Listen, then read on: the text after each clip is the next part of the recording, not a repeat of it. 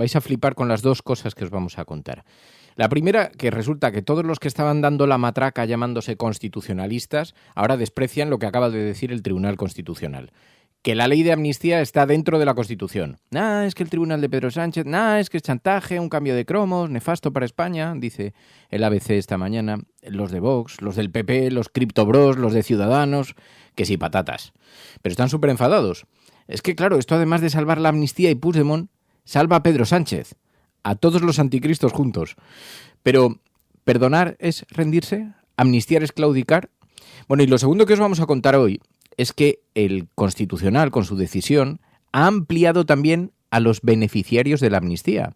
Y ahora, lo cuenta el diario.es, abre la puerta a incluir, por ejemplo, a la exjefa del CNI acusada de espionaje. Porque decían que es que esa ley de amnistía es manifiestamente desigualitaria. Hay asimetría en favor de amnistiar a los independentistas. Así que se amplía un poquito más y amnistiamos también, entre otras cosas, a la exjefa del CNI acusada de espionaje. Os vamos a contar esto y un montón de cosas. Una de ellas, por ejemplo, la noticia que hemos conocido. La vacunación infantil se estanca en una veintena de países ricos. Y están resurgiendo muchísimas enfermedades que eran muy graves. Y vamos a hablar de libros, y vamos a hablar de videojuegos, del E3, que ya está aquí, un montón de cosas. Buenos días, mundo. ¿Quieres un café? La Cafetera. Dirige Fernando Berlín. ¿Quieres un café? En el programa La Cafetera, de Radio Cable. La ha entrevistado Fernando Berlín en La Cafetera. Esta mañana en La Cafetera, de Radio Cable. Porque con las cosas que había dicho, que yo le oí la grabación del programa de Fernando Berlín. La ley de amnistía ha funcionado. Desde su aprobación, las cosas van mejor en Cataluña. Todo el mundo ha de poder defender su proyecto político, pero respetando el marco de convivencia que nos hemos dado entre todos. No tiene sentido obstaculizar la aplicación de la ley de amnistía. Puedo entender que haya gente que tuviera dudas de su efectividad y de su constitucionalidad. Su efectividad ha quedado demostrada en más de un año de aplicación. Su constitucionalidad acaba de ser avalada hoy. La voluntad del legislador fue muy clara. La ley era y tenía la finalidad de aplicarse a la totalidad de los protagonistas del proceso independentista, también de los líderes. A partir de ahí, la ley, como en un Estado de Derecho pasa siempre, han de interpretarla y han de aplicarla los tribunales de nuestro país. Hay recursos pendientes en tribunales de este país y, por tanto, dejemos que la tramitación de esos recursos siga su curso y siga hasta su definitiva resolución. Nosotros, desde luego, y nosotras no había ninguna duda de que la ley de amnistía era plenamente constitucional. No ha habido ningún dictamen jurídico de organismos con peso o rigurosos que hayan dicho lo contrario, y la amnistía pues es un derecho conquistado en los países democráticos desde hace muchísimos años. Y ahora estamos a la espera de que la derecha política, el Partido Popular y Vox, arremetan contra el Tribunal Constitucional. Es lo esperable, ¿no? Cada vez que una institución se pronuncia en contra de sus intereses, la deslegitiman, la atacan y quieren acabar con ella, porque lo único que les interesa a la democracia es que todas las instituciones estén al servicio de sus intereses y sus privilegios. Es una vergüenza para cualquier demócrata, diga lo que diga un Tribunal Constitucional dividido. Y lo digo desde el respeto institucional hacia el Tribunal Constitucional. Pero es una vergüenza para cualquier demócrata. Es un ejercicio de corrupción política. ¿Por qué? Porque con esta ley se compró la investidura del presidente del gobierno. Y además esta ley la negocia Santos Cerdá. Era una insensatez, era una mala idea abordar una crisis política y un problema político desde una perspectiva de castigo judicial. No era una buena idea, no era una manera correcta de resolverlo. Y miren, esto lo hizo un gobierno, el de Mariano Rajoy, que al mismo tiempo que estaba desmantelando el estado del bienestar y ensañándose con las mayorías sociales con sus malditas políticas de austeridad, no dudó en reprimir a un movimiento popular pacífico y en perseguir judicialmente a los líderes políticos de un proceso democrático y pacífico. Yo tengo una crisis de orfandad representativa, ¿no? Sí. Tengo una gran... ¿La abstención es la solución? No, la abstención no. Hay una manera de votar, expresando la voluntad de que algo cambie. Dice usted, que no cuenten conmigo, que es votar en blanco. Sí. Dejar de votar. el informe de la UCO que va a ser sobre usted, si cree que va a sacar algo. Ese informe de la UCO que va a salir, se entiende, es de la misma fecha en la que ese juez le pide al señor Aldama que presente sus pruebas en 10 días. Y lo que pide es que salgan todas las conversaciones. Yo deseando que salgan, ¿saben por qué? Porque no van a encontrar ningún audio, ningún mensaje, ninguna actuación de Ángel Víctor fuera de la legalidad. Ni con mujeres explotadas sexualmente, ni con pisos, ni con mordidas, porque desprecio la corrupción, la persigo. La perseguiré siempre, antes, hoy y en el futuro. Declaraciones tan repugnantes, intercambiándose más allá del dinero público. Declaraciones exactamente igual de repugnantes en otros casos. ¿Cuál es? ¿El bolquete de putas te parece poco repugnante? No, quiero decir esta. ¿Quién es esta? Nos las en el caso de la Púnica, o Azaplana diciendo que se había tenido que hacer un esfuerzo para no acostarse con unas putas impresionantes. O al rey emérito. Se reitera la cuestión de la prostitución independientemente de la ideología política. Si hablamos en términos bilaterales de nuestra relación con Estados Unidos, los españoles tienen que saber que tenemos un déficit comercial. Nosotros no tenemos un superávit comercial, tenemos un déficit comercial para con Estados Unidos. En todo caso, como dijo ayer el ministro Cuerpo, y yo me hago eco de esas palabras, lo que está claro es que la política comercial es una política que se dirige desde aquí, desde Bruselas. Estamos en una unión aduanera, eso también es la Unión Europea, en un mercado único, y la política comercial, pues evidentemente quien la negocia es Bruselas en nombre de todos los Estados miembros. Hello, good morning, Spain. I have prepared an urgent package of measures for you. A partir de tomorrow, in the United States of America, toda la tortilla de potatoes will be without cebolla. La paella tendrá que tener more things, like salchichas or bacon.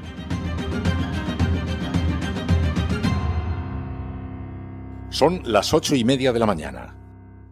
Las 7:30 en la Casa Museo de José Saramago, en Tías, Lanzarote. Esto último que habéis escuchado no es que sea Donald Trump amenazando a la tortilla de patatas española, es un meme de internet que ha sido creado por Guerrilla Visual, por United Unknown, pero nos ha parecido muy gracioso y que retrata perfectamente la actualidad de nuestros días. Venga, vamos al lío.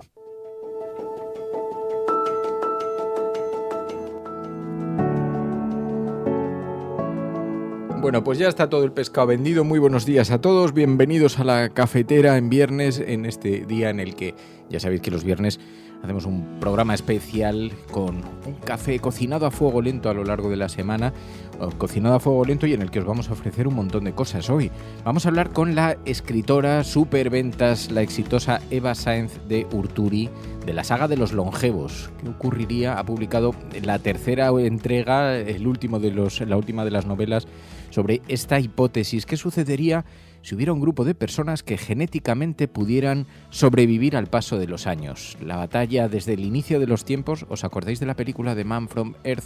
Bueno, pues al que no conozca la saga de estos libros, pero conozca la película, imaginaos ese supuesto. Vamos a hablar con ella, con Eva Sáenz de Urturi, también sobre nuestra lucha contra la vejez.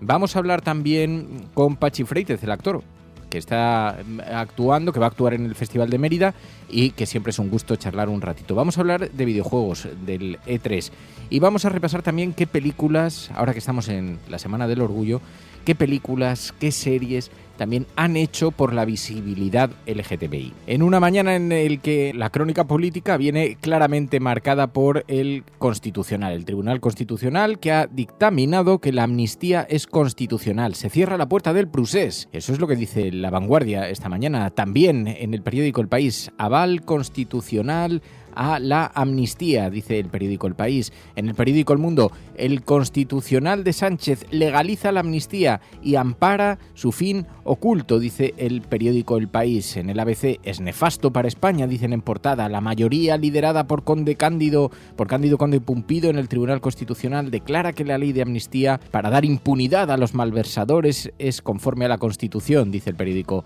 ABC. Y en La Razón igual, señalan a los magistrados, avala la Constitución, la amnistía, un intercambio de votos por impunidad, que ha sido muy graciosa.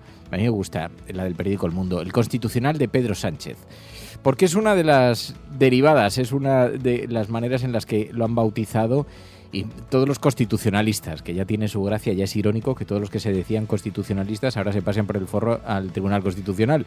Pero bueno, la aprobación de esta ley, que representa el triunfo de la política dialogante, que entiende que perdonar los actos del procés es clave para paliar las tensiones sociales, para mejorar la convivencia, y bueno, haciendo una aproximación a esta ley, encontramos que, para empezar, es positiva.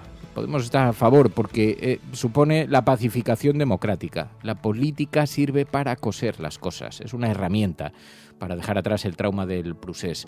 Pensamos además que es bueno también, en segundo lugar, para desjudicializar el conflicto, porque se corrige ese error de haber delegado en los tribunales un problema que era claramente político. Por otra parte, también, y lo señala además el gobierno y tiene razón, esto da estabilidad institucional y permite la gobernabilidad. Y sí, hace de la necesidad virtud. A lo mejor no era algo que el gobierno tuviera previsto hacer y lo ha hecho por necesidad, pero nos parece, como le parecía a algunos grupos políticos, nos parece que es una buena idea. Claro, dicen, en la otra cara de la moneda se va a extender la sensación de impunidad. Una parte de la sociedad cree que se perdona a quienes desafiaron el orden constitucional y que no se les exige nada a cambio. También dicen, es un rechazo simbólico del Estado, porque se blanquea el independentismo y se debilita la imagen del Estado firme. Pero es que los Estados no tienen que ser firmes, flojos o medios, tienen que ser adecuados para la convivencia. Pero también dicen, es una instrumentalización partidista. Se acusa al PSOE de utilizar la amnistía como moneda de cambio para mantenerse en el poder y eso pues no lo pueden digerir. Pero bueno, la amnistía, en nuestra opinión, no es una debilidad, es inteligencia política, es valentía institucional y en lugar de rendirse nos parece más bien que es madurar un poquito.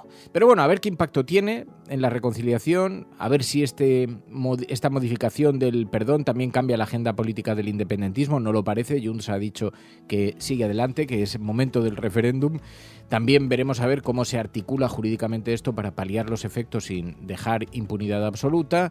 También veremos cómo afecta esto a la oposición del Partido Popular, porque es muy llamativo, el PP pierde fuerza incluso cuando lidera las encuestas y como su estrategia es la reacción, judicializar, crispar, bloquear para movilizar a los propios, pues el votante medio está agotado también, así que no están consiguiendo capitalizar nada de esto.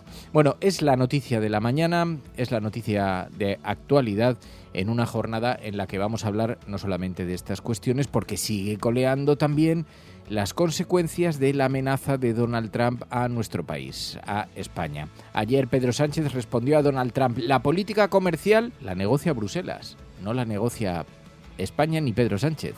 Que Europa y el mundo viene sufriendo una guerra comercial, unas medidas tarifarias y arancelarias que calificamos, al menos desde España, desde el primer minuto, como injustas y también unilaterales, que en el caso además de España son doblemente injustas, porque nosotros, si hablamos en términos bilaterales de nuestra relación con Estados Unidos, los españoles tienen que saber que tenemos un déficit comercial. Nosotros no tenemos un superávit comercial, tenemos un déficit comercial para con Estados Unidos. En todo caso, como dijo ayer el ministro Cuerpo, y yo me hago eco de esas palabras. Bueno, esto en el ámbito político, veréis que hay numerosas cuestiones, ahora vamos a repasarlas en la prensa internacional, que también han tenido impacto en los medios de comunicación extranjeros relacionados con la actualidad de España. Pero ha habido una noticia que nos ha llamado especialmente la atención. Resulta que la vacunación infantil se ha estancado en una veintena de países ricos. Están resurgiendo enfermedades que eran muy graves, que parecían que habían desaparecido y además se están llevando la peor parte las zonas en desarrollo. Lo que pasa es que la tendencia se está viendo en Occidente. Nos preguntamos por qué.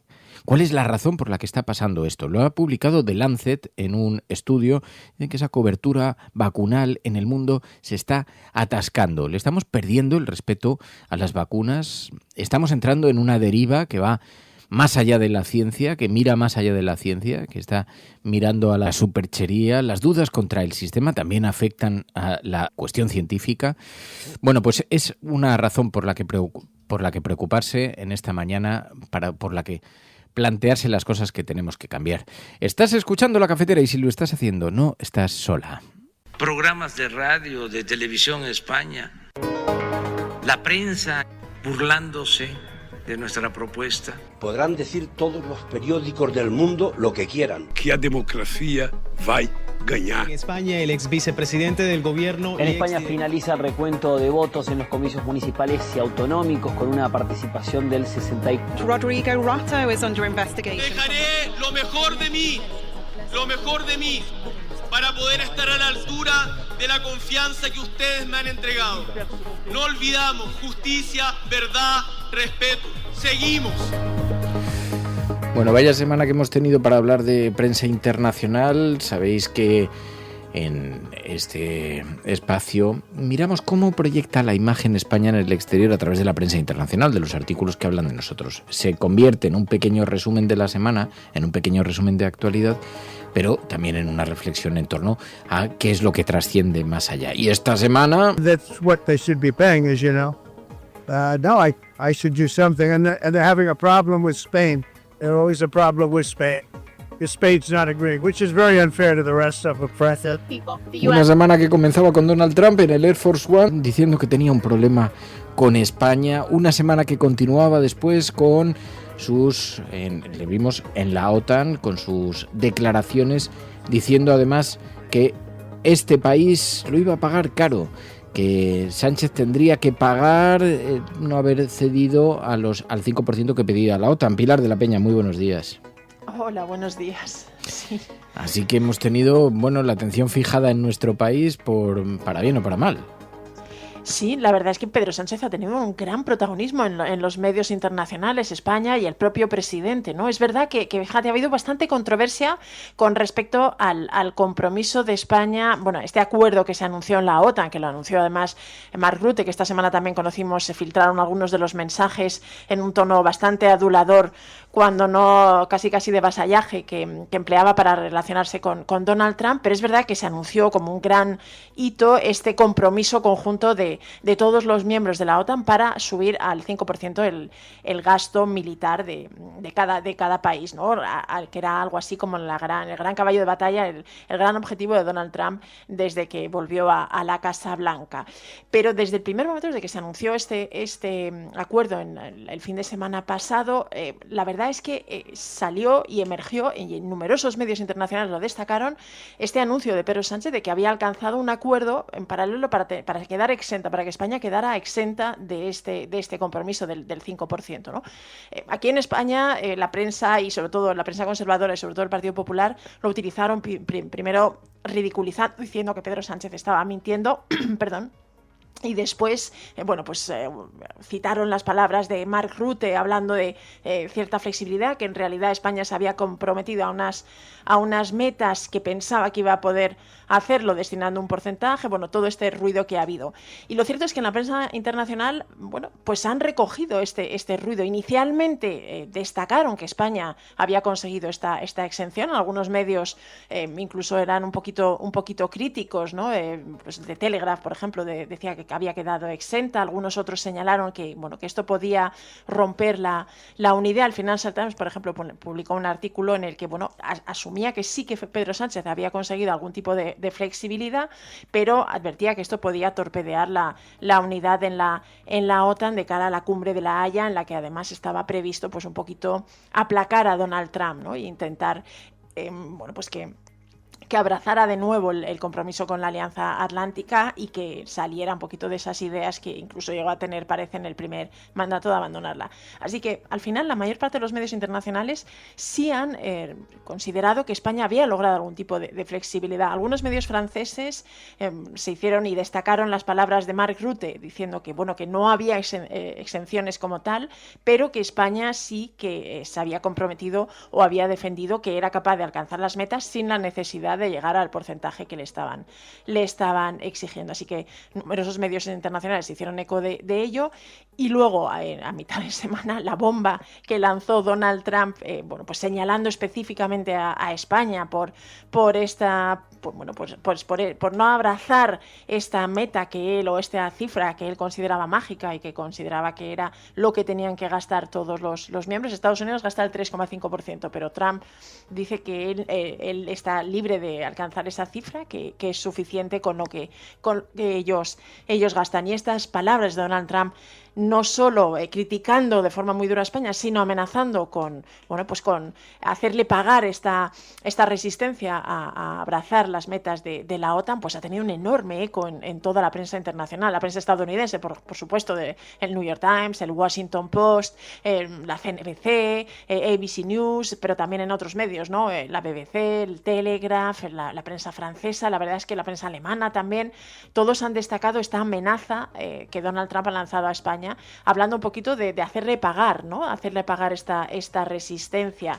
Algunos medios franceses sí que era llamativo porque destacaban algunas de las amenazas de Donald Trump en su intervención. Llegó a decir algo así como que la economía de España, que iba muy bien, pero podía algo así como saltar por los aires si aplicaba las tarifas que tenía pensado.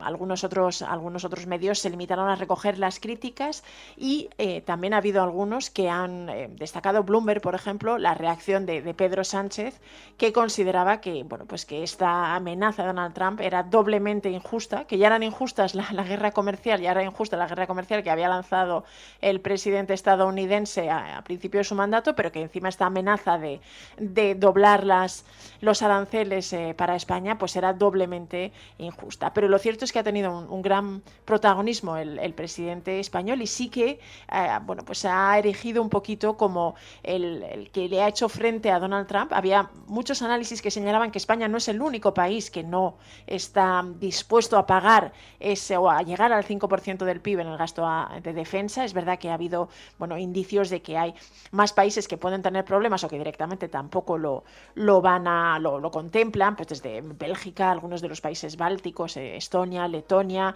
se habla también de Italia que puede tener problemas, pero ninguno lo había verbalizado tan claramente como el presidente español.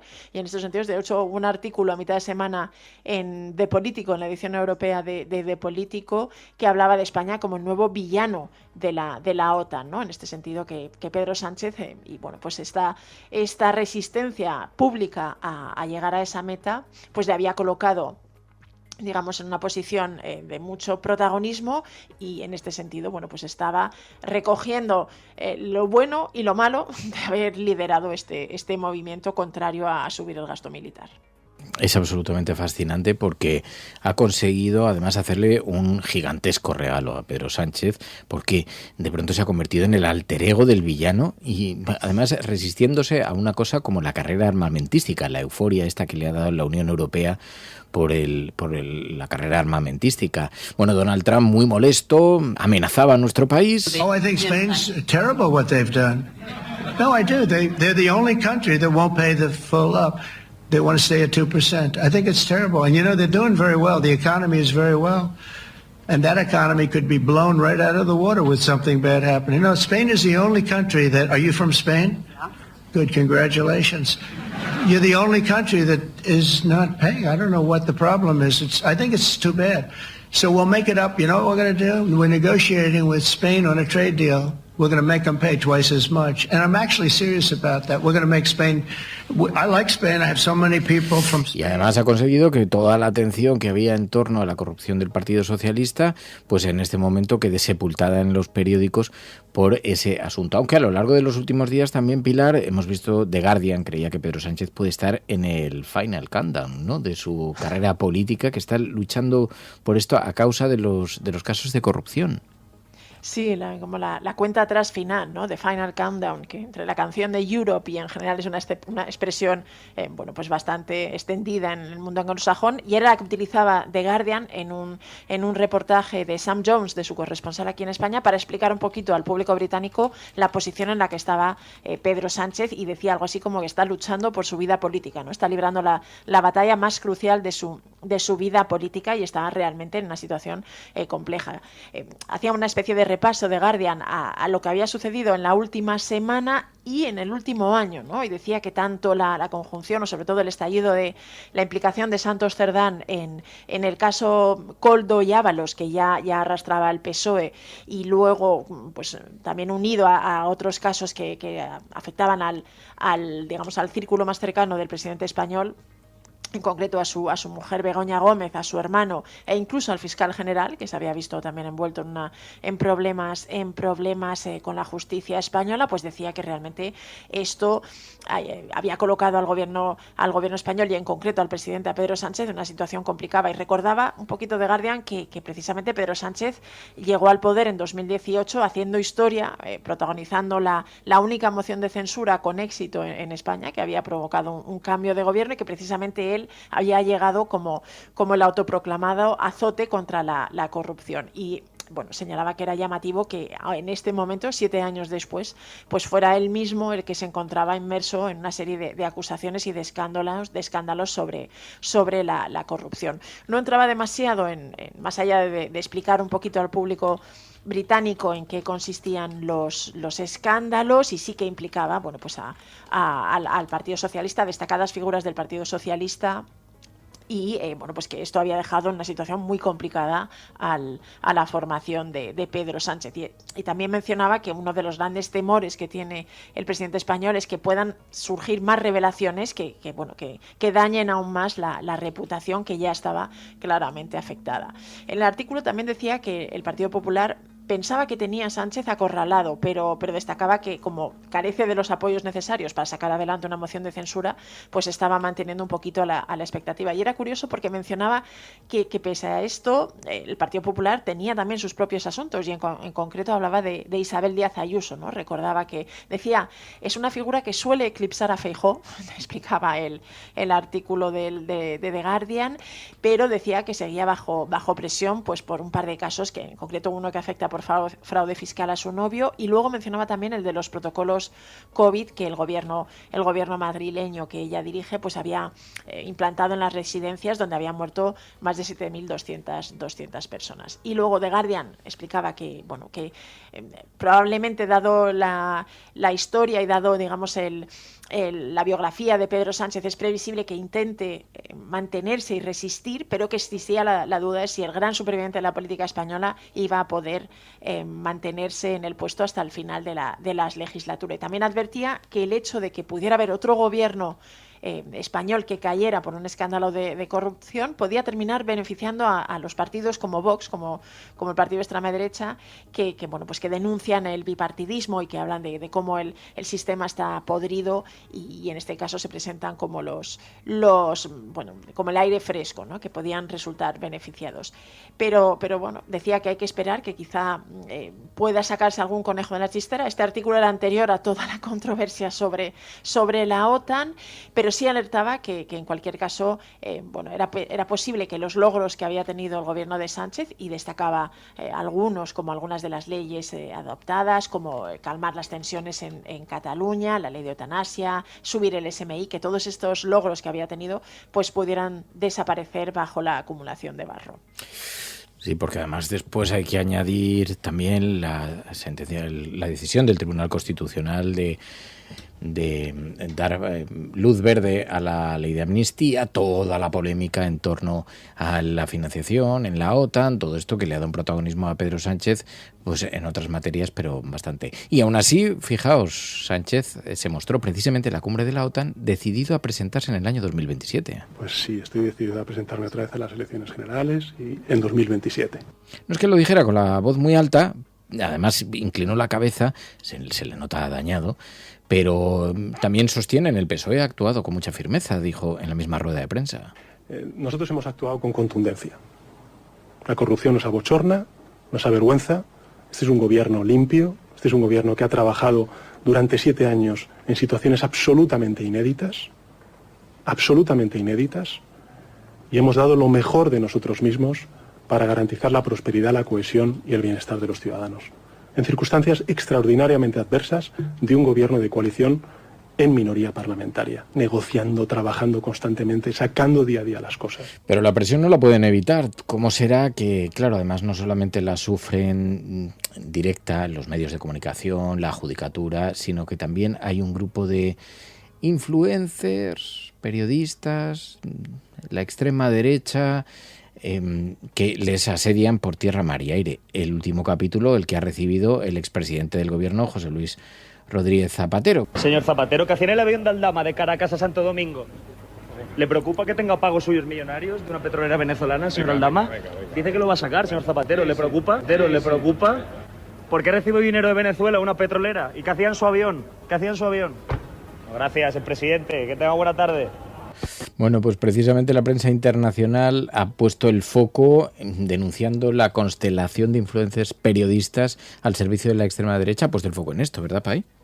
Sí, es un artículo bastante contundente de su corresponsal, de Sandrine Morel, que le hemos entrevistado alguna vez aquí en La Cafetera, y que se titula así, ¿no? La constelación de influencers periodistas al servicio de la extrema derecha en España. Lo que explica es un poquito, pues un ejemplo como este que acabamos de escuchar, de pseudo periodistas que asedian a representantes de izquierda con provocaciones, haciendo provocaciones para intentar grabar un vídeo que se convierta en algo viral. El artículo de Le Monde habla un poquito de cómo en una rueda de prensa en el Congreso, pues al final los periodistas parlamentarios, una vez más, dicen, decidieron abandonar la sala de prensa para no seguir escuchando las diatribas de un representante de esta especie de tendencia. Lo llama pseudo periodista de un neomedio, para que te hagas una idea. En este caso se refiere a Estado de Alarma Televisión. Y explicaba que cuando estaba compareciendo una portavoz de Sumar, pues empezaron a realizar una serie de preguntas más propias de agitadores políticos, con idea de conseguir algún tipo de vídeo que luego pudieran mover en las redes sociales.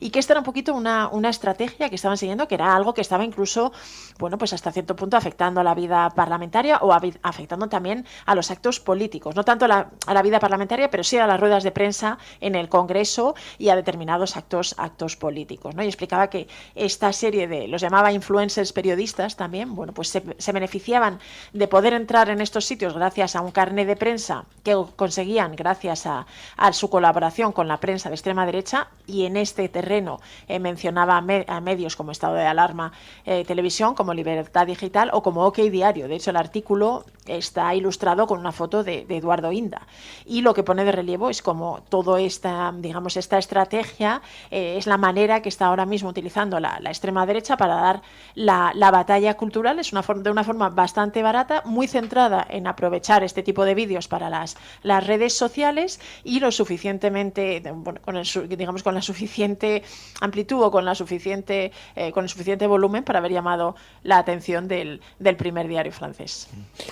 Bueno, también hay otros artículos que han tenido repercusión en estos últimos días de otros asuntos referidos a nuestro país. El Washington Post ponía de relieve que mientras Trump cierra la puerta a los migrantes, España la abre. Y se beneficia de ello y refuerza su crecimiento. Literalmente este era un poquito el titular de un reportaje en el Washington Post, que en la estela de todas la controversia que hay en Estados Unidos con todas estas enormes redadas contra los migrantes, todos los problemas que están sufriendo, los trabajadores extranjeros en Estados Unidos desde que ha vuelto Donald Trump al poder, que estaba realmente cerrando la puerta, que era un poquito el titular, y ponía como contrapunto lo que sucedía en España, ¿no? que explicaba que desde la llegada de Pedro Sánchez al gobierno, pues el enfoque y las políticas migratorias de España habían sido mucho más integradores, no habían ido a demonizar a los migrantes como se estaba haciendo en el resto de Europa y ahora mismo en Estados Unidos, y pues se explicaba que esto realmente estaba ayudando a la economía española. Explicaba un poquito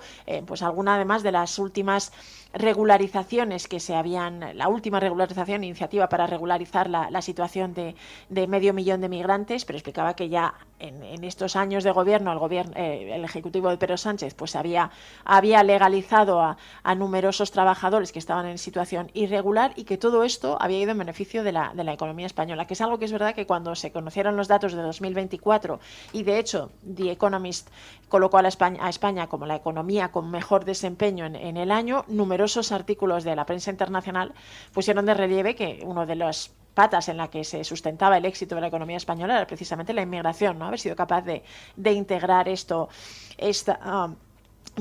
a toda esta corriente de inmigrantes. Y pues decía algo así, que si hablaba un poquito también de los casos de corrupción, porque decía, si Pedro Sánchez logra sobrevivir a la crisis por corrupción y España mantiene esta política, pues podría terminarse convirtiendo en el país que es la antítesis de los Estados Unidos de Trump, ¿no? Una especie de paraíso progresista y amigable con los migrantes. Bueno, así que ya veis cómo está la prensa internacional, que por otra parte también ha hablado en otras materias como la económica de nuestro país. La prensa internacional ha recogido la decisión del gobierno sobre la fusión del BBVA y el Sabadell. Se considera que supone un bloqueo de la misma, impedir durante 3 años que las dos empresas puedan fusionarse. Tendrían que operar de manera independiente. Bueno, todavía no sabemos cómo acabará este capítulo, si el BBVA se echará para atrás o irá adelante con la fusión, pero sí, parece que daban como por finiquitada la operación, como determinante, un bloqueo.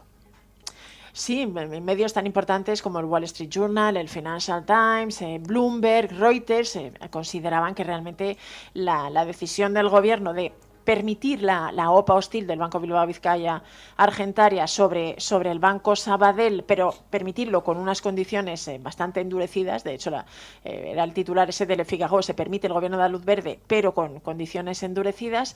Pero en general la mayor parte de los medios económicos anglosajones lo que titulan es que España bloquea en la práctica la fusión legal de las dos entidades, ¿no? Se hacen eco un poquito de las explicaciones de Carlos Cuerpo, del ministro de Economía español, señalando, bueno, pues que dan luz verde a la operación, a la OPA, siempre que no se fusione, no haya una fusión hasta al menos 3 años de ambas entidades, que mantengan bueno, pues su actividad, que mantengan incluso la personalidad jurídica separada, que incluso las directivas o la gestión pueda ser separada, que todo esto lo hacen un poquito pues para garantizar la competencia, garantizar el acceso a una financiación para las empresas y los consumidores, y para evitar pues despidos y una drástica reducción de empresas. Pero son los medios internacionales, pues sí destacan que esto en la práctica, para empezar, pone en duda que finalmente el BBVA decida seguir adelante con la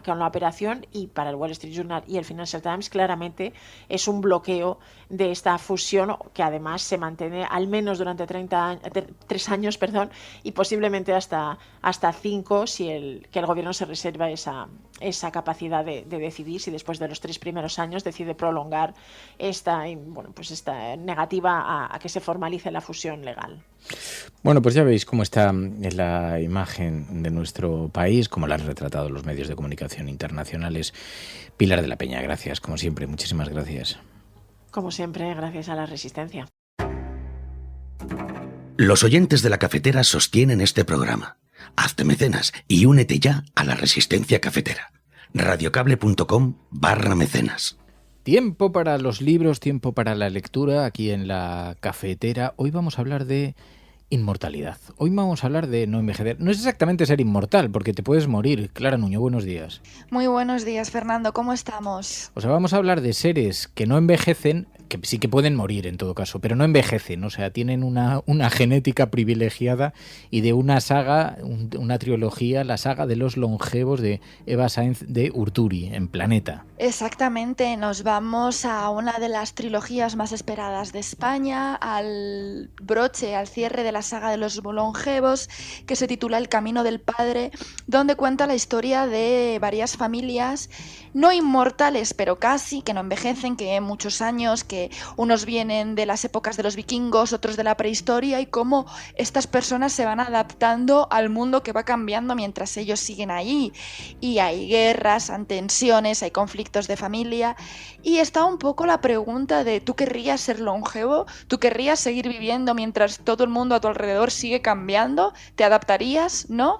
Pues esto es lo que cuenta un poco el cierre de esta esperada saga de Eva Sáenz de Urturi, que se ha publicado ahora en junio en la editorial Planeta. ¿Tú querrías ser longeva? No lo sé, o sea, a mí lo de envejecer más despacito sí me gustaría. El problema es que si todos tus seres queridos la cascan a tu alrededor, eso ya no es tan divertido. Claro, hombre, lo que pasa es que es una saga familiar, entonces más o menos los que son muy cercanos, esos no caen. Lo que pasa es que toda la gente que vas conociendo va cayendo, pero bueno... No puedes hacer amigos. No puedes hacer muchos amigos, ¿no? Ahora, como aquí somos tan super fans de The Man on Earth, nos encantan estos temas. Bueno, pues vamos a conversar con Eva Sáenz de Urturi, aquí en La Cafetera, la saga de los longevos. radiocable.com/mecenas. Eva Sáenz de Urturi, muy buenos días. Hola, buenos días, ¿qué tal? Hablar de longevidad, hablar de no envejecer, también precisamente además estos días que tenemos el foco puesto en cómo hasta la cosmética está tratando de ocultar el envejecimiento en nuestros días, pero ¿por qué optaste por esto? Pues en 2009, que es cuando empecé a escribir la primera parte de la saga de los longevos, había un pequeño boom en las revistas científicas del tema de los estudios anti-envejecimiento, de si se podía revertir o no el envejecimiento, primero a nivel celular y después a nivel de individuo, ¿no? Y me pareció una premisa muy buena el estirarla hasta crear personajes que no solo tuviesen 120 años o 200, sino plantearme, vale, si ahora piensan que son los telómeros, lo que podría, el hecho de mantener los telómeros largos de nuestras células, lo que podría mantenernos siempre jóvenes, bien, pues voy a crear una ficción en la que haya habido personas a lo largo de la historia que hayan nacido con esta mutación genética de manera espontánea, ¿no?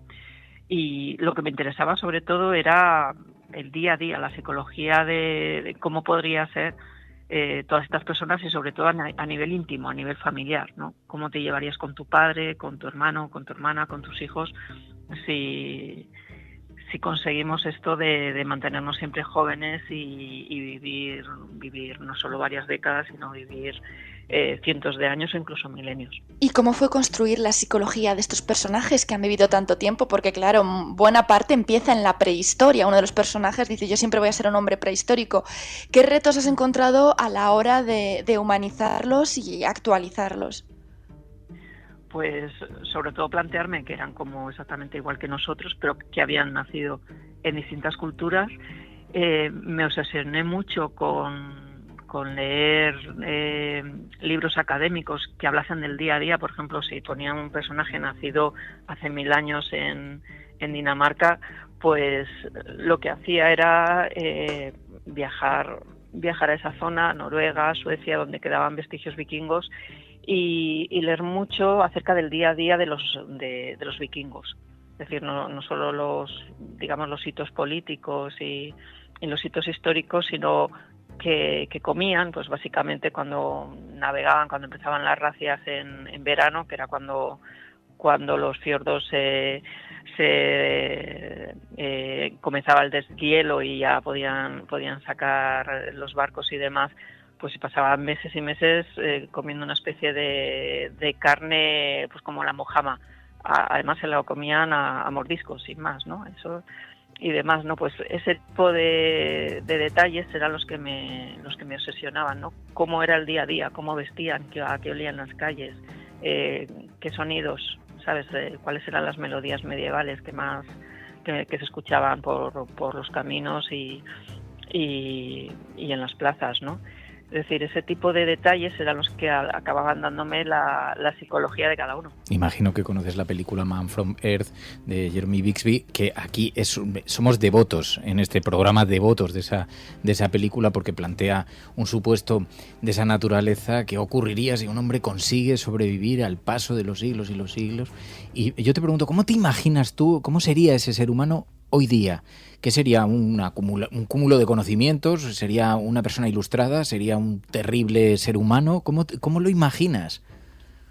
Pues eso es lo que explica precisamente la saga, es decir, cómo serían.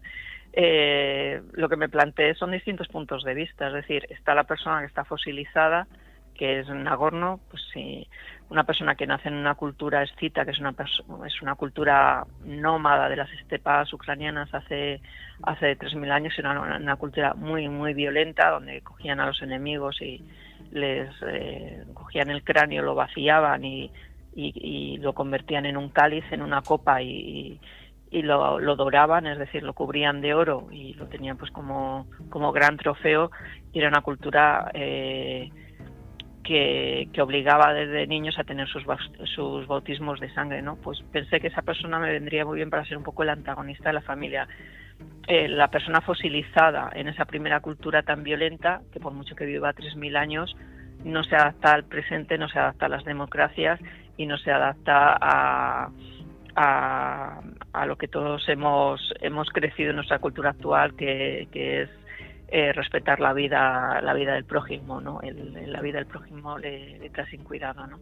Sin embargo, otros sí que se han ido adaptando, no son fósiles, se han ido adaptando pese a que han nacido también en épocas muy violentas, pero se han ido adaptando a los tiempos, sobre todo para encajar y para sobrevivir, para pertenecer y para poder ganarse la vida, ¿no? Es decir, que cada uno de los personajes longevos de esta familia lo que hacen es mostrar una manera de vivir siendo longevo, Y eso era lo que quería mostrar, no solo un personaje, sino una miríada de personajes y que cada uno nos mostrase las elecciones que tienes, ¿no? Cuando llegas a vivir muchos años.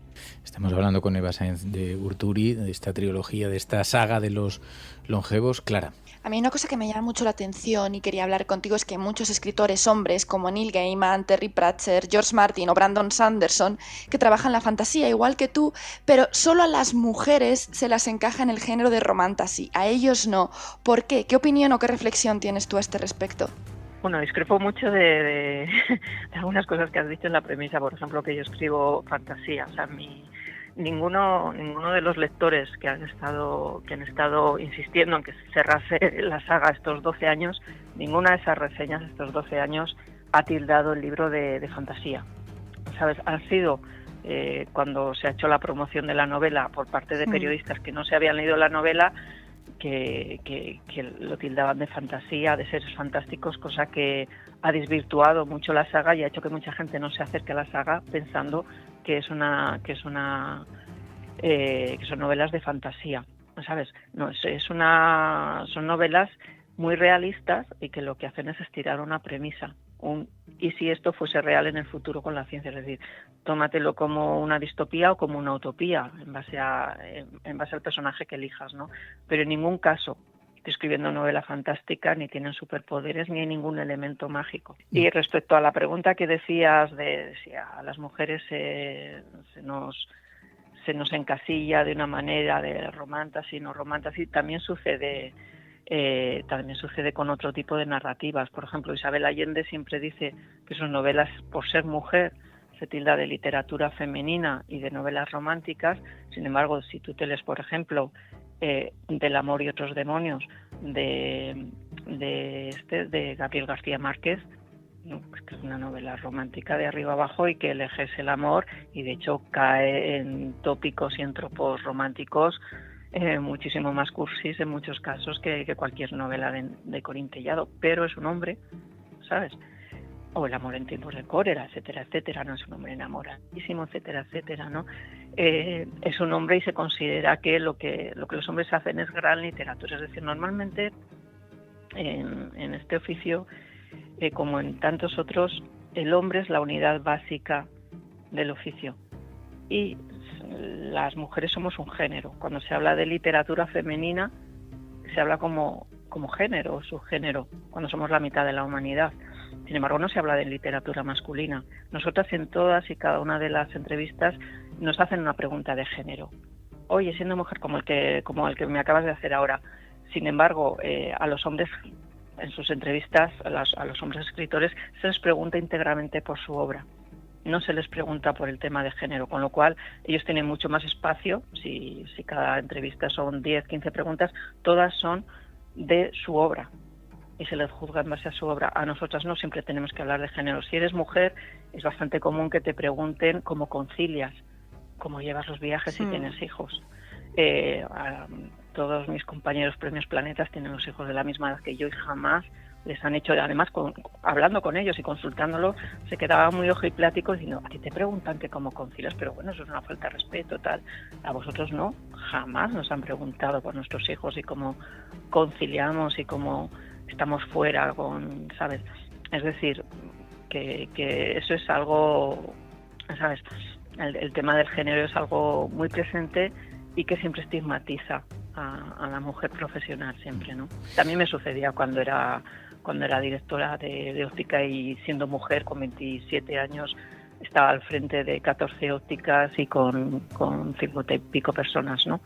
También el tema de género estaba muy presente, ¿no? Menos mal que la pregunta te la he hecho Clara, porque si te la llevo a hacer yo si me da igual quién la haga. Estaría asustado. A veces, pero no, se ha entendido bien el espíritu, pero como somos bastante combativos... Sí, lo entiendo. Como somos bastante combativos aquí en materia de género también, por eso me permito la broma. Oye, ¿qué es lo que más te sorprende o te emociona de las reacciones de tus lectores hacia la saga? Cuando estos días han escrito, los primeros que ya se lo han leído y tal...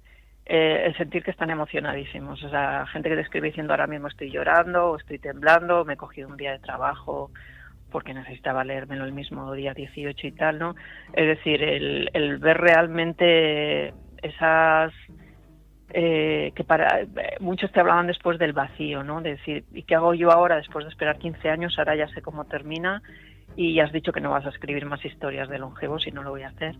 El vacío que les ha quedado después de no volver a saber nada más de los personajes, ¿no? Es decir, el ver que ha impactado de manera positiva en tantas vidas durante 15 años estos personajes y que no los han olvidado y que ha sido por su empeño porque los he vuelto a reeditar y después terminarla esto, es lo que más me impacta, ¿no? El ver digamos sus reacciones tan emocionales. ¿Y cómo tomas la decisión de, bueno, este es el final del camino? No voy a seguir con esto, decías además con mucho aplomo, con mucha contundencia. Es Sí. una decisión también importante porque uno puede quedar atrapado también por el enorme éxito que ha tenido, también la orfandad que provoca en la gente que dices que se retrata. Ujú. ¿Cómo tomas la decisión? ¿Por qué? ¿Cuál es un poco lo que te impulsa? No, porque siempre fueron tres, es decir, siempre fue planteamiento, nudo y desenlace, ¿sabes? Cada una de las novelas y tenía ese cierre lógico, es decir, la última, El camino del padre, es guerra abierta con la otra familia que les persigue y ellos tienen que arreglar sus duelos, sus diferencias, sus traumas y encararse todos a la verdad, ¿no? Es decir, enfrentarse cada uno de ellos, padres a hijos, madres a hijas, hermanos con hermanos, etcétera, etcétera. Y ese es el cierre. O sea, para mí, desde 2014, que tenía ya resuelta la novela, tenía muy claro que el cierre era ese. Y si la saga de los longevos fuera adaptada a cine o televisión, como ya se han adaptado otros libros tuyos, ¿cómo te gustaría que se representara visualmente? ¿Tienes actores en mente o es algo que no te has planteado? No, si algo tengo claro es que jamás llevaré a Wow. Saga de los longevos al audiovisual, y te explico por qué. Es una trilogía que está plagada de flashbacks históricos de distintas épocas de la historia, desde una glaciación prehistórica hasta el mundo perdidísimo del que se tienen pocos vestigios materiales, como es la cultura de los escitas. Pasando por, no sé, el viaje de los padres peregrinos. Imagínate el presupuesto para recrear pues un barco del siglo XVII cruzando el océano y llegando a Massachusetts y demás. Es decir, hay tantos flashbacks históricos que el presupuesto es inviable, desde luego en España, pero es que incluso si nosotros fuésemos norteamericanos, estuviésemos hablando ahora mismo, sería un presupuesto inmenso para un Netflix o para cualquier productora. Es decir, nunca he visto para nada viable que pueda llegarse a hacer cine o serie, ¿sabes? Ha habido adaptaciones recientes, la de 100 años de soledad, desde la perspectiva de un escritor. No sé si has tenido la oportunidad de verlas, de ver algo relacionado, Sí. de ver el tipo de adaptación. Desde la perspectiva de un escritor tan reconocido como tú, ¿cómo ves ese salto así en ese, por ejemplo, en concreto?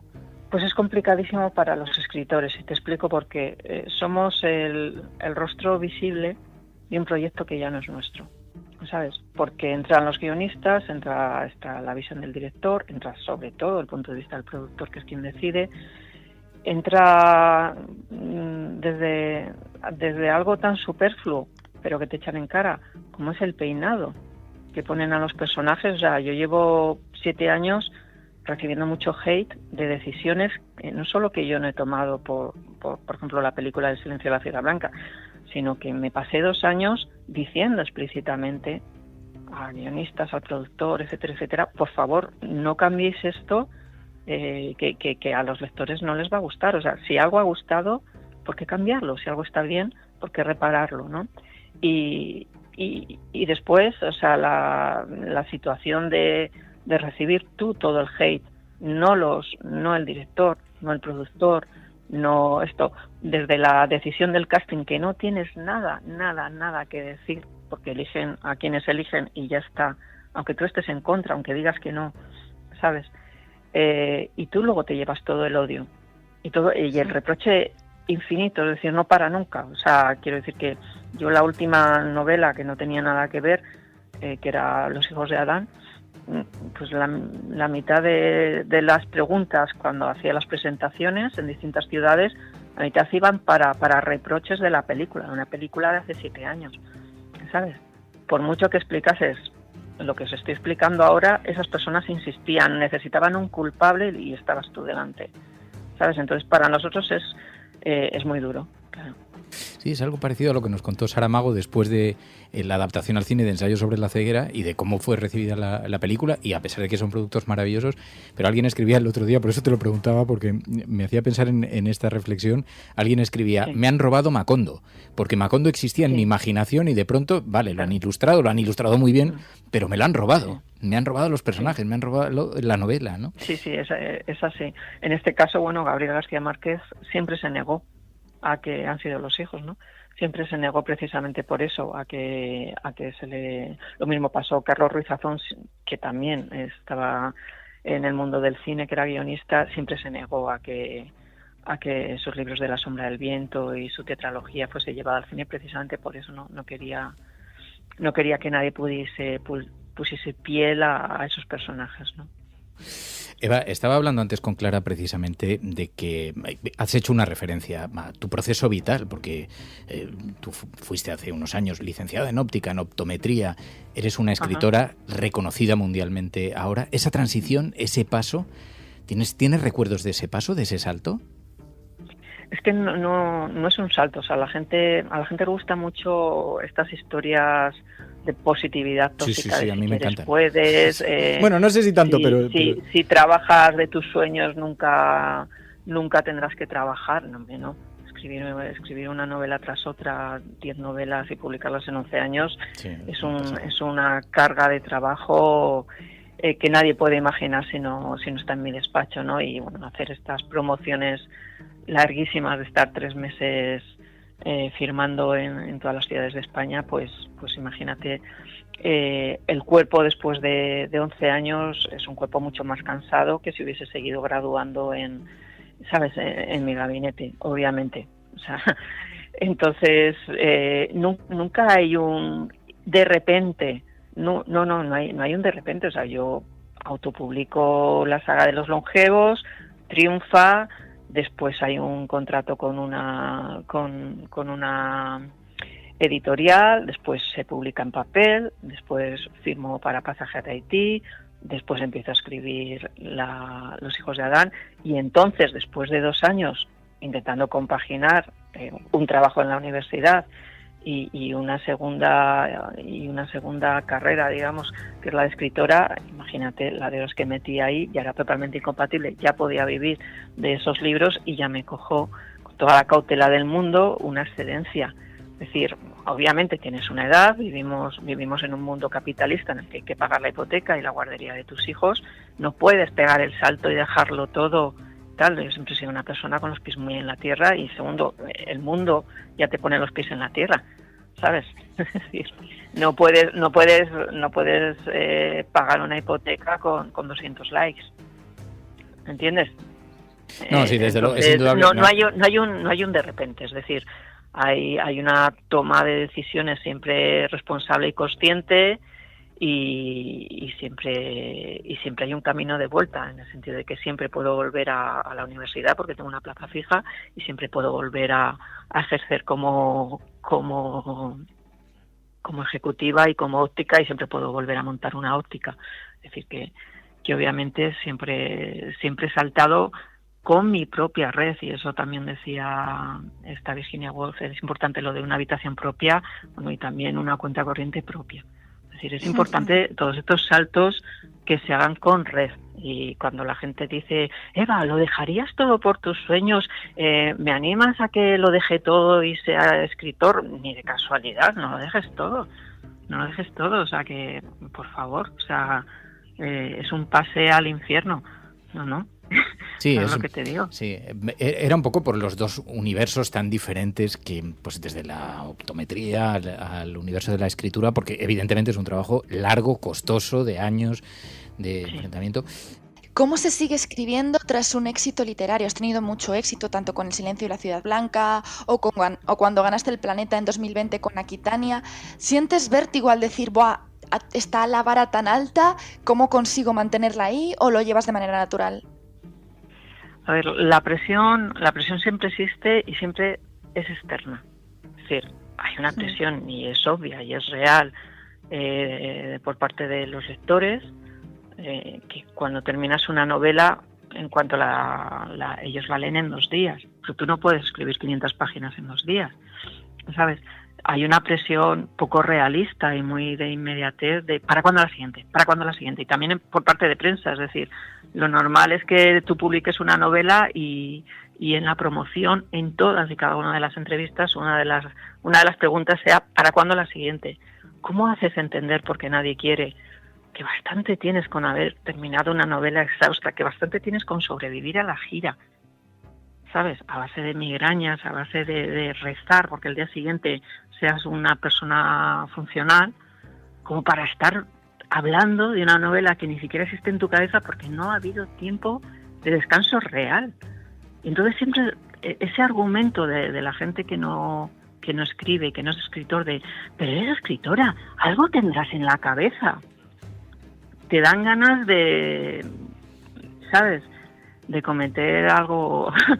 ¿Sabes lo que te digo? Bueno, ¿tú qué sabrás? O sea, por el hecho de dedicarme a esto no significa que mágicamente todos los días de mi vida tenga la siguiente historia, ni ganas de escribir, ni nada. O sea, no, es que has nacido con imaginación. No, yo me siento y empiezo a hacer croquis y empiezo a hacer lluvias de ideas para sacar la siguiente escena o para saber cuál es la premisa dramática de la siguiente novela, ¿sabes? Eso de que surge, eso de que es que tienes imaginación, es que eso de que es innato o de que la musa te trata bien, son idealizaciones que me parece que son muy tóxicas y que sesgan muchas carreras incipientes, porque piensan, ay, no soy escritor si todos los días me apetece escribir, o no soy escritor si no me apetece escribir una novela tras otra. Es que no se trata de eso, ¿sabes? Bueno. Entonces yo siempre estoy en contra y sé que voy en contra de la narrativa, ¿sabes?, idealizada de lo que supone ser escritor, ¿no? Bueno, y que los periodistas somos un poco lo peor también, pero es lo malo que tenéis cuando os convertís en patrimonio de los lectores y de los ciudadanos. Bueno, es la saga de los longevos de la extraordinaria Eva Sáenz de Urturi. Eva Sáenz, en nombre de los oyentes de La Cafetera de Corazón, muchísimas gracias por atendernos. Nada, un placer como siempre. Un abrazo, Eva. Un abrazo.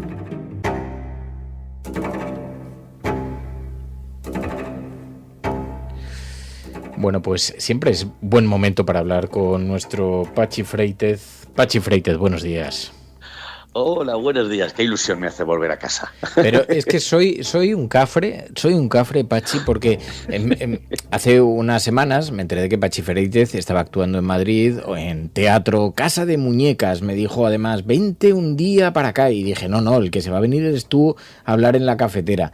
Y lo teníamos así pendiente porque estaba en el Teatro Fernán Gómez, con un estreno muy apoteósico, todo el mundo ha elogiado mucho el papel de Pachi, y yo, pues con eso de que vas dejándolo pasar, pensando que estas cosas son eternas, y de pronto le llamo y le digo, oye, Pachi, vamos a hablar en La Cafetera. Y me dice, pero acabo de terminar precisamente esta semana. Y digo, pero va a haber algo de gira, quedan todavía algunos bolos para después de verano, sí, de esta Casa de Muñecas, ¿no?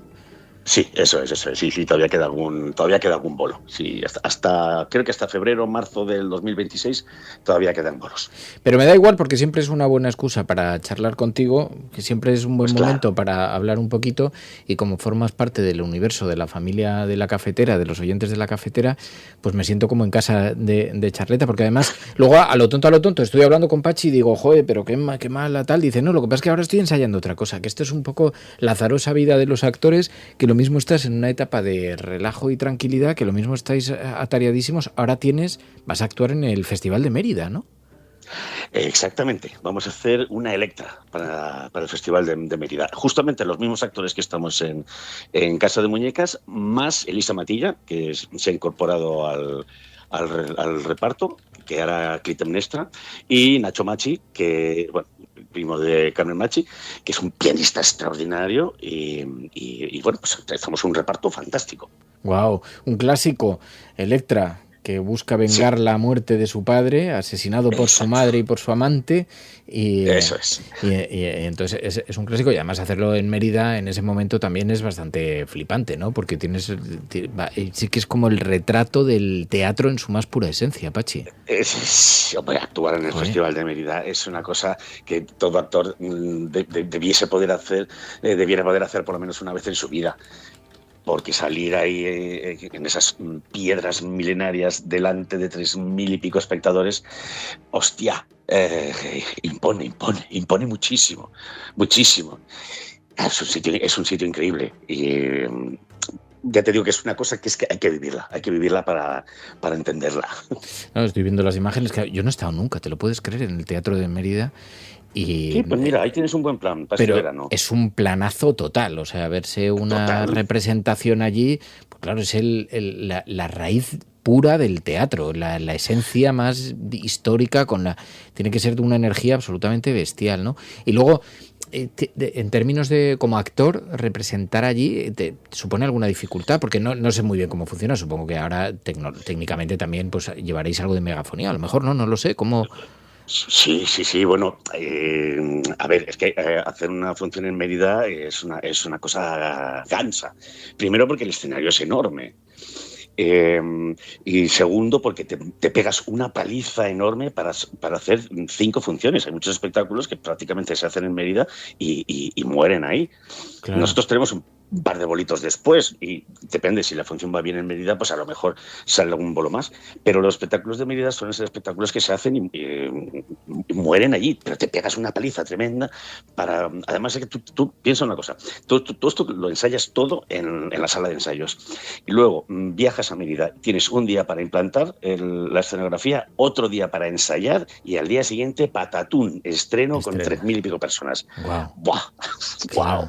Claro, porque además sí. Te requiere, es un ejercicio, supongo que, bueno, ensayas, tú ya tienes mucha experiencia, ya son muchos años, has hecho mucho teatro y tienes pero claro, no es lo mismo en la sala de ensayo que después en el espacio exacto que vais a ocupar y luego ya no te digo con todo lo que significa que el público esté delante, ¿no? Claro, porque lo normal es que en la sala de ensayo lo tienes todo y ensayas con todo desde el principio. Pero claro, nosotros no. Nosotros vamos de allí, vamos a un teatro que es tremendamente brutal de grande y en un día de ensayo te tienes que adaptar. Es una cosa tremenda. Además que es una cosa muy curiosa porque, claro, allí se ensaya por la noche, allí todo se hace por la noche. Los técnicos montan por la noche porque de día hace tanto calor que no se puede estar allí. Claro. Entonces las funciones empiezan a las 11:15. Es que no se puede hacer antes. Pero es un buen plan, porque la gente va a cenar, la gente sale por ahí, se toma una cervecita, luego cena, y después de cenar ya tranquilamente te vas al teatro a ver tu función. Y luego te tomas una copita. Joder, un planazo. Claro, no, me parece un auténtico planazo. Oye, y de todas maneras, claro, luego después del verano vuelves con algún bolo que os queda también de la Casa de Muñecas, que el que estabas interpretando. Sí, esta Casa de Muñecas que me decías, claro, es un alegato de empoderamiento de la mujer. Dice que tiene el portazo más famoso del teatro, ¿no? Sí. La verdad es que es realmente curioso que pensar que esta obra se escribió hace 150 años. Henrik Ibsen, el autor, en realidad lo que hizo, no solamente con esta función, sino con muchas más de las que escribió, lo que hizo fue dinamitar y señalar con el dedo a la burguesía de su época. En este caso fue además que es muy gracioso que sea un hombre el que haya escrito una función así. Y la historia de una mujer que lleva casada con su marido toda la vida y van apareciendo personajes en su vida y poco a poco se va dando cuenta de que todo el mundo la ha utilizado, de que toda la vida ha estado bailando al son que le han marcado y llega un momento en el que dice a la mierda y lo deja todo. Deja a marido, hijos, todo, lo deja todo, agarra la puerta y se va. Wow. Y tú imagínate esto hace 150 años. Fue una conmoción. Claro, total. Cosa que fue una conmoción. Es verano de teatro, también de festivales, para los actores también es un momento muy importante y luego continúa a la vuelta del verano. Oye, qué bien, Pachi, pues me alegro un montón de que estés tan atareado. Y a ver si un día nos vemos despacito, ojalá tener la oportunidad de verte otra vez sobre el teatro, porque la verdad es que cada vez que he ido ya sabes que me ha encantado, que hemos alucinado en colores, que hemos disfrutado muchísimo. Sí, ojalá. Viéndote Ojalá sobre tengamos las bueno tablas. y a ver si me paso yo un día también por ahí a veros. Yo tengo muchas ganas. Esto tú ya sabes que es tu casa, o sea que aquí te esperamos con los brazos abiertos y con el café calentito. Lo sé, Fer, lo sé. Pachi Freitez, cuídate mucho, buen verano, disfruta. Vale, igualmente, un abrazo muy fuerte.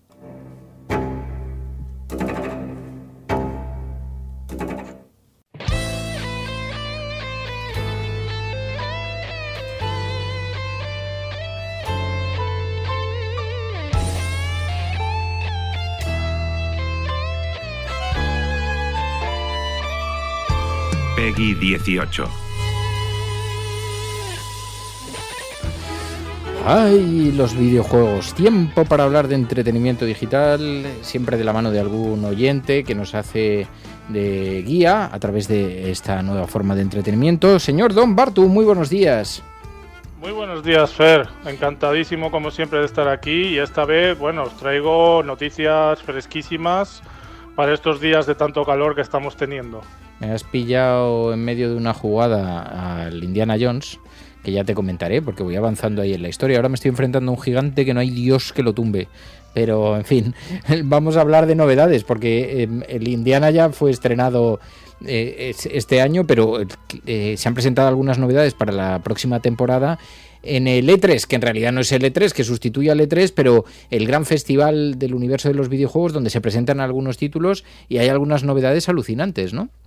Sí, efectivamente. El E3, que evidentemente, como tú dices, ya no existe. Recordemos, el E3 era un poco el acrónimo de Electronic Entertainment Expo y era y fue durante muchos años, desde el año 95 hasta el 2021 prácticamente, uno de los eventos de referencia sobre el mundo de los videojuegos anuales, junto con los Game Awards, que todavía persisten, evidentemente. Y su cierre tuvo que ver, en parte influido por la pandemia, como es lógico, porque muchas empresas de videojuegos, muchos de los grandes nombres, vieron que no necesitaban de esta plataforma para dar a conocer sus videojuegos y podían montarse sus propios eventos por su propia cuenta y a través de streaming y demás. Y luego, porque también con el tema de los expositores y demás hubo como bastantes discusiones. Entonces, el E3 como tal, como evento, acabó, pero continúa la tradición de llamar este momento del año, de mediados de junio, como el E3, porque así es como la gente popularmente, dentro del argot del mundo de los videojuegos, lo seguimos llamando, ¿no? A este momento del año donde las grandes firmas de los videojuegos presentan algunas de las novedades más gordas del año. Algunas de ellas son muy chulas. He visto, me hacías una relación de algunas, por ejemplo, el Death Stranding 2. Sí, el Death Stranding 2. Tenemos aquí la secuela de esta nueva saga firmada por el genio de los videojuegos japonés Hideo Kojima, el cual, estuvo presente precisamente en uno de estos eventos que han tenido lugar a mediados de junio, que es el Summer Game Fest, y él estuvo presente en este evento, en la presentación de este juego, en el cual, pues nuestras queridas y queridos oyentes que nos estén escuchando ahora mismo podrán disfrutarlo ya, porque este juego ha salido en el momento que se esté emitiendo esta sección, pues ayer mismo. Y esta es la segunda parte de una saga, la cual, su primera parte ya dio mucho que hablar, porque yo no sé, Fer, si has jugado alguna vez al Death Stranding o te has acercado a él de alguna manera. Pues mira, lo tengo instalado, lo compré, empecé a jugar, me habían dicho que era una auténtica pasada de juego, Pero así como la primera historia me sorprendió, me pareció muy llamativo, que tienes que llevar el cuerpo de la madre científica, en fin, una cosa para que sea enterrada decentemente y tal, una cosa bastante llamativa, pero luego no consiguió engancharme. Y sin embargo tengo súper buenas referencias, todo el mundo me dice que es una pasada, pero no sé si no le he dado la oportunidad suficiente.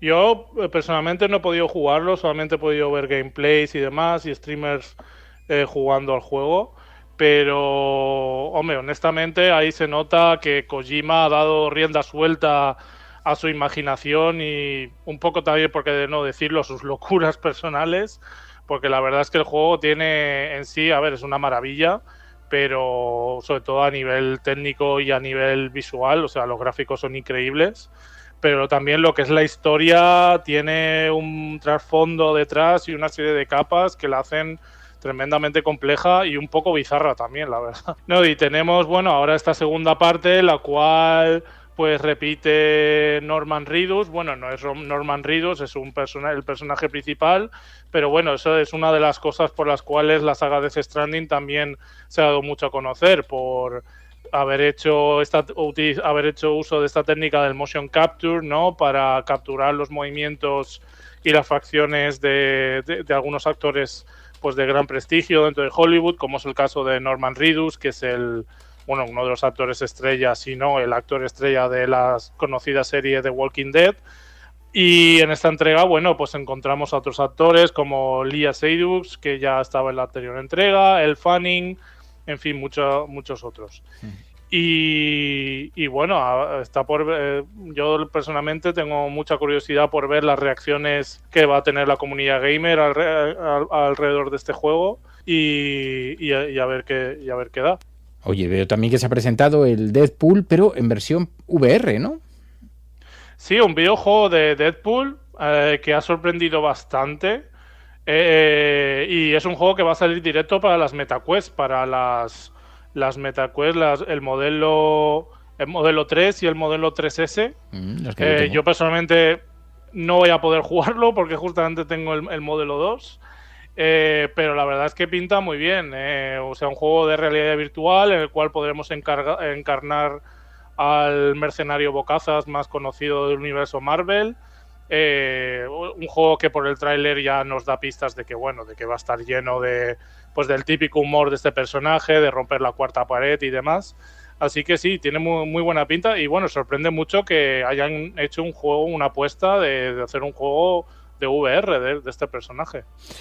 Yo hasta que no lo vea, igual luego me sorprende muchísimo, pero el Batman, por ejemplo, que venía con las gafas, con las MetaQuest 3S, y no me sorprendió nada. De hecho, lo dejé a la mitad, no me gustó nada. Estoy súper desconectado de ese juego. Y ha habido otros que me han impresionado, que me han gustado. Pero oye, también el Resident Evil, ¿no? Sí, nueva entrega de la saga Resident Evil, una de las sagas de juegos de terror más longevas que han habido, desde mediados de los años 90, que comenzó esta conocida saga de videojuegos de survival horror, que es como se llama este género, y que ha tenido, pues numerosos spin-offs, recuelas, precuelas, remasterizaciones. Han sido muy conocidas los remakes que han hecho muy recientes tanto del 2 como el 3, que le dieron un lavado de cara, porque claro, originalmente esas dos entregas salieron para la Play 1 y en fin, el tiempo las han hecho envejecer bastante mal y los remakes que hicieron, la verdad es que fueron una auténtica pasada, porque realmente parecía una película de terror de altísimo presupuesto. Y bueno, precisamente creo, si no me equivoco, fue también precisamente en este Summer Game Fest que se reveló el primer tráiler de este Resident Evil 9, Requiem, es su sobrenombre. Y bueno, ya el tráiler nos da, pistas de que este va a ser un juegazo increíble, que va a continuar, urdiendo ahí un poco y tejiendo un poco más la historia de este universo en el cual tenemos a esta corporación llamada Umbrella y demás. Y la verdad es que yo personalmente, aunque no soy mucho de jugar a juegos de terror, pero este en concreto me encantaría jugarlo porque tiene una pinta brutal. Sí, yo no he jugado a ninguno de ellos, fíjate. Y ahora que estoy viendo las imágenes de lo que me has enviado, la verdad es que tiene bastante buena pinta. O sea, lo que veo es que es increíble el salto que han dado, que están dando los juegos. Y yo no sé si son simplemente las cinemáticas, ¿no? Porque al final no deja de ser un tráiler. Pero es una auténtica pasada. Tiene muy buena pinta, sí. Pero yo no lo conozco, no he jugado. Oye, me has enviado una cosa que me tiene loco. Un simulador de escape del Titanic. Donde, bueno, vemos imágenes interiores del Titanic y estoy viendo unas imágenes que te parecen calcadas del barco, calcadas de la película e incluso el choque con el iceberg. No sé si esto es de verdad un videojuego que van a presentar o si es una simulación que ha hecho alguien, pero tiene una pinta que te pasas. Pues sí, es un tráiler que ha estado circulando estos días y que ha dado muchísimo de qué hablar. Pero tengo que decirte, Fernando, para tu desilusión, que este es un juego fake. Fíjate que cuando he visto el agua, digo, uy, esto tiene pinta de más de montaje de vídeo que de juego de ordenador.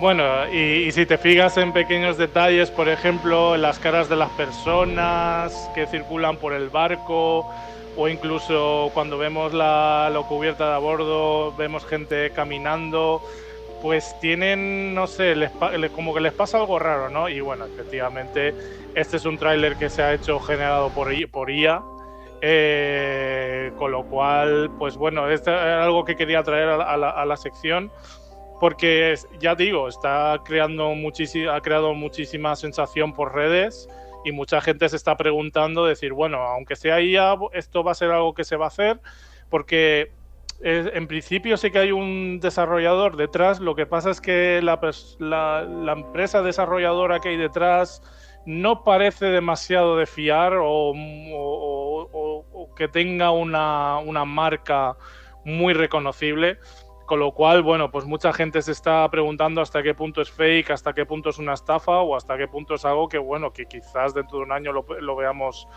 hecho realidad, porque de hecho este juego figura dentro del catálogo de la Play Store, de la tienda online de la PlayStation 5. Ajá. Con lo cual, claro, esto está generando bastante confusión. No obstante, bueno, sea fake o no, el concepto en sí es brutal. No me dirás que no, Fernando, porque poder jugar, y si además fuera en VR con sí, estos gráficos, sería la leche. Sí, tendría un rollo bien divertido, pero claro, sí, con estos gráficos sería la pera. Pero bueno, ahí está la cosa. Oye, pues a lo mejor algún estudio le da una buena idea y hace algo parecido, ¿no? Lo que pasa es que solo para huir del Titanic no sé si es buena idea, pero bueno, oye, ha abierto un mundo de especulaciones. En fin, bueno, don Bartu, oye, pues muy interesante estas novedades, esperaremos a que salgan. Gracias, cuídate. Pues sí, y Fernando, ya una última pincelada, simplemente una pequeña recomendación para nuestras y nuestros queridos oyentes. Si queréis todas y todos estar bastante al tanto de las próximas novedades en videojuegos que se van aconteciendo y demás, os recomiendo una página web que se llama 2025.gamesrecap.io. Es una página, bueno, hay miles de páginas de web para poder ver cuáles van a ser las próximas novedades, pero esta en concreto podemos encontrar, y precisamente en esta dirección que doy, podemos encontrar cuáles van a ser estas próximas novedades que vamos a poder tener dentro de 2025, y con esto nos vamos a poder hacer una idea de lo inmensamente grande que es el mundo de los videojuegos y la cantidad de novedades que tenemos prácticamente cada semana. Bartu, gracias, un abrazo muy fuerte. A ti, Fernando, y a todas y todos nuestros oyentes.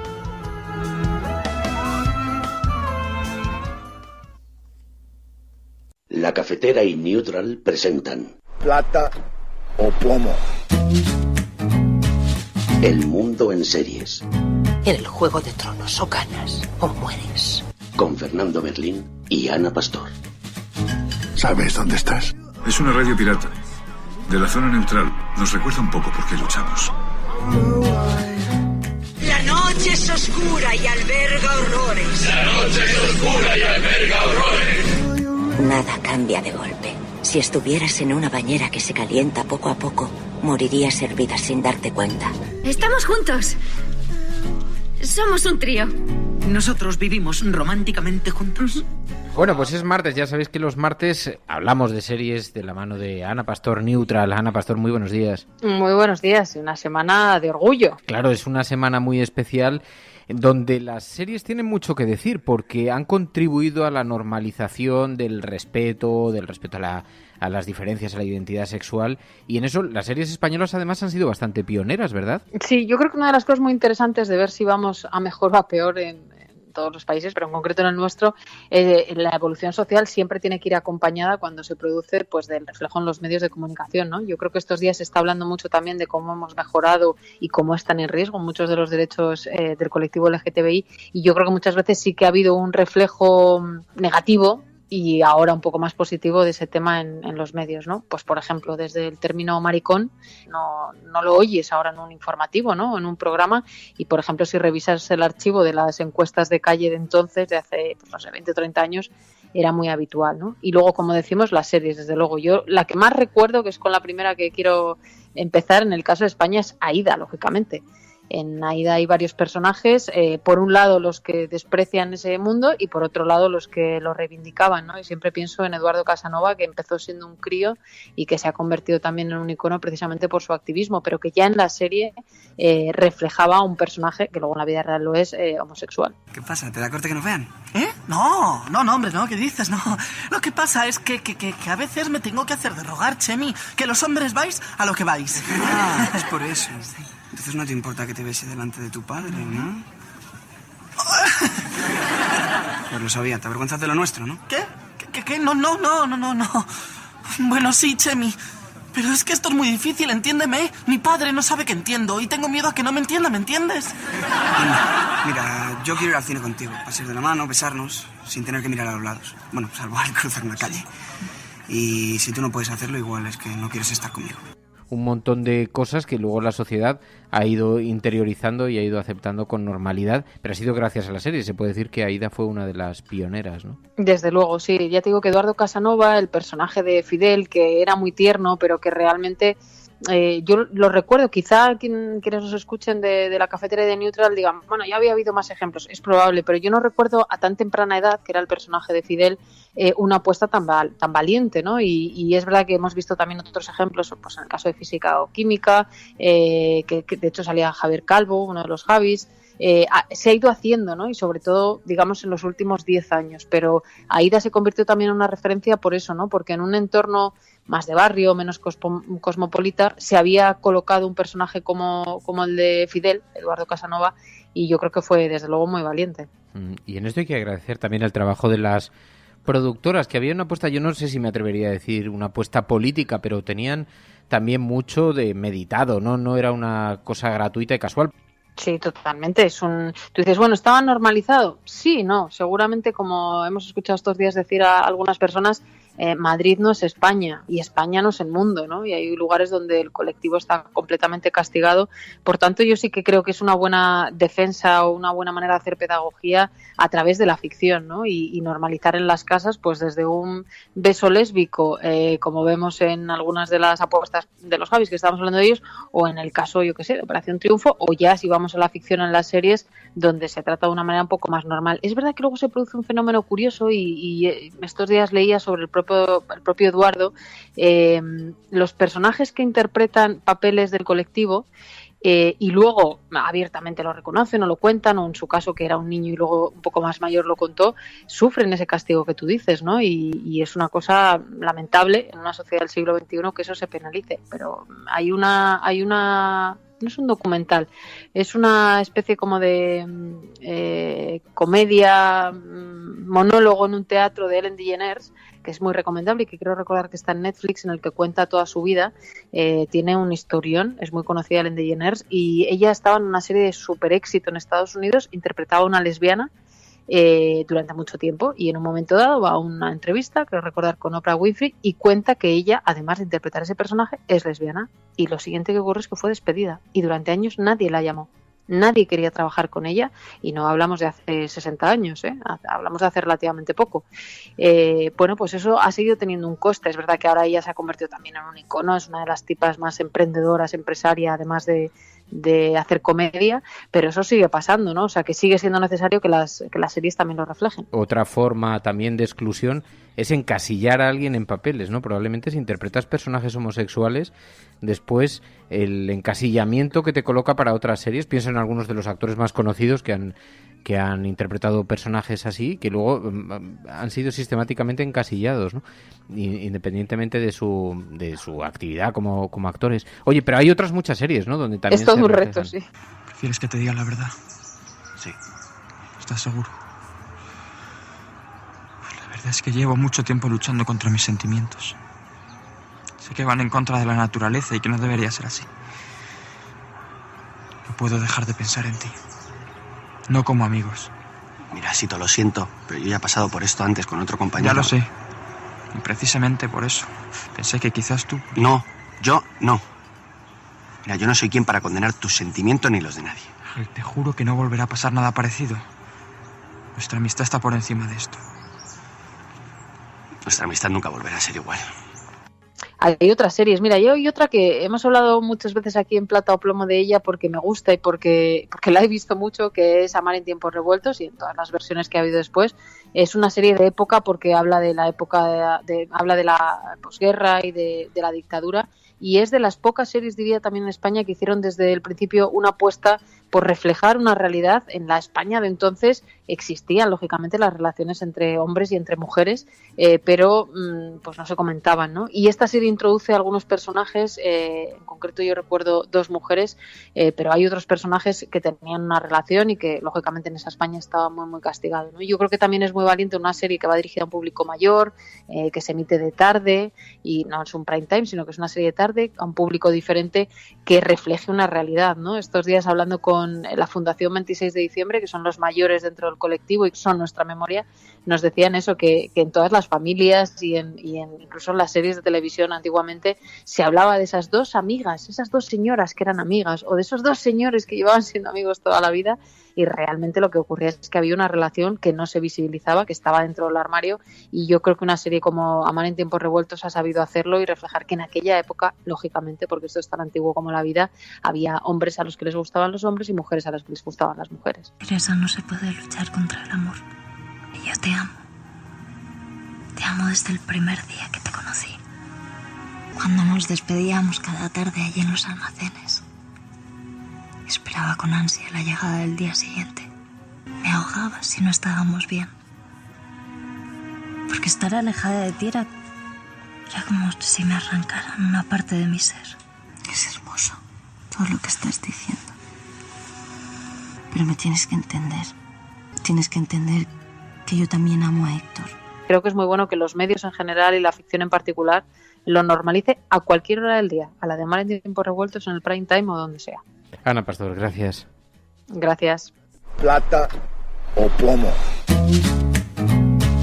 El mundo en series. En el Juego de Tronos o ganas o mueres. Con Fernando Berlín y Ana Pastor.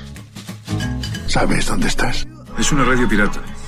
De la zona neutral. Nos recuerda un poco por qué luchamos.